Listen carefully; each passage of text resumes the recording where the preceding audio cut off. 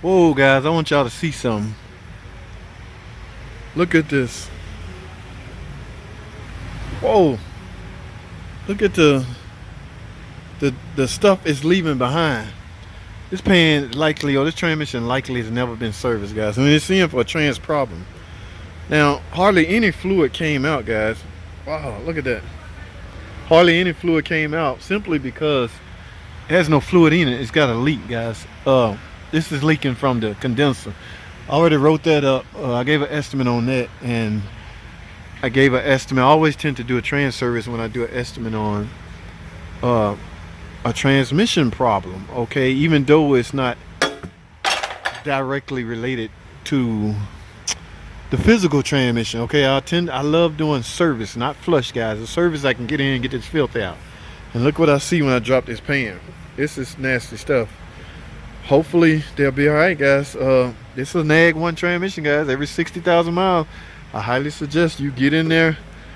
It's not even red. Transmission fluid is supposed to be red.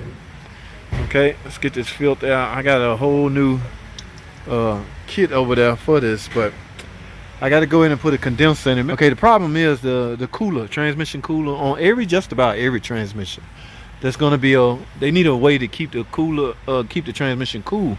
So they will direct the fluid. Here you go, the cooler lines. They will direct the fluid to the front where the radiator is at. In this case, it's not going to an external cooler. It's going to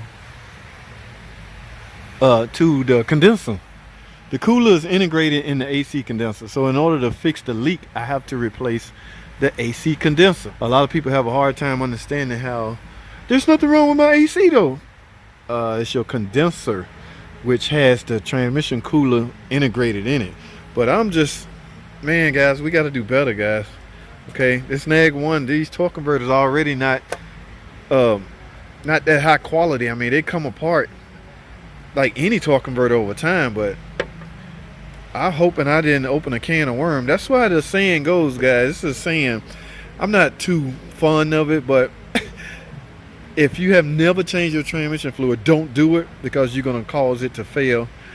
I don't know, man. We have to have a whole debate on that. A bunch of transmission guys need to get together and discuss that and have a debate on that because I don't know about that one. All right, I have a difference of opinion on how I think you should go about it.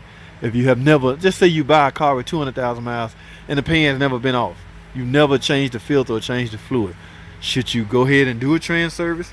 That's the debate part. Okay, I would love to chop that up for everybody out there that has not doing your transmission services. Guys, I'm not flush. Oh my goodness, I'm not a big fan of flushes. I think because I'm a transmission guy and I understand what goes on or what could easily happen when debris or trash, a filter do its job. The filter has a job, guys. Its job is to filter out the trash before it can make it back to the pump. Remember, guys, this is where this filter goes. All right, right there. So it sucks fluid from in these little bitty veins, and that fluid goes up through the pump to be pushed out, pumped out, whatever you want to call it. It goes travel throughout the valve body and throughout its intended ports. Okay, first gear, clutch pack, things like that. But if it's stopped up, yes, you can have some problems, and it will get stopped up from wearable items inside the transmission, such as a torque converter. That is a wearable item, guys. Your torque converter can fail before your clutch packs goes out. I had a guy today asking me about that TCC solenoid, that video I put out. Watch this video right here. He replaced his solenoid and he having a hard time grasping and understanding why his torque converter can go out so early. They can go out from different aspects, guys. They can, remember, guys, it's a big clutch pack inside of a torque converter. There's clutches inside a torque converter. Those clutches will wear out over time.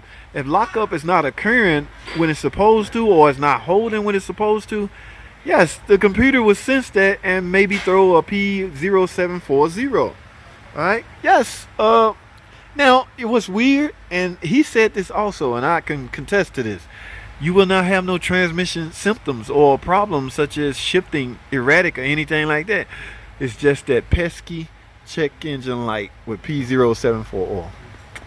Yes, that's what will happen, guys. He went in and replaced the